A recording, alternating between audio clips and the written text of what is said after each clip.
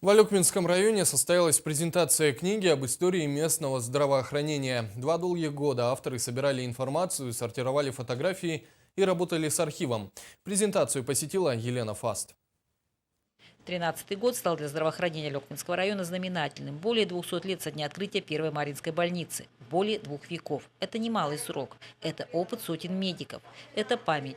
Ее-то и решила сохранить Галина Кузьмина, в свое время организовав музей, где по крупицам собраны уникальные предметы медицинского обихода, редкостные документы и фотографии.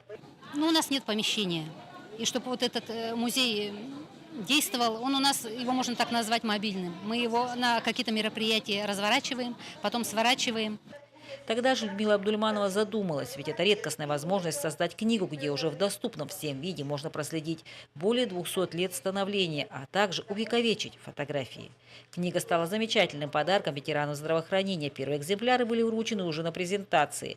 Тут же за столом перелистывали страницы, узнавали знакомых, тех, кого сменили, и тех, кто пришел на смену им. Можно, наверное, интересно же все-таки. Все прошлое вспомнить. Очень нужно. Все-таки это работа всех медиков УЛУСа.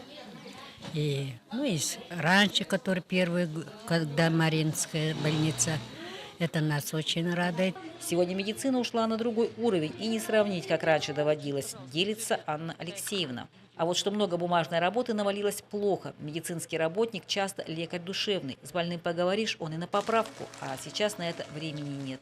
И это плохо. Медицинским работникам, думаю, вся компьютерная работа, вся бумажная работа, все-таки надо с больными тоже разговаривать, смотреть. Это же тоже большое. Поклон земной людям в белых халатах, которые уже самим видом умеют подарить надежду, уважение за терпение, ведь летят годы, а все так же нужны нам люди в белых халатах. Елена Фаст, Максим Копылов, НВК «Саха», Алекминск.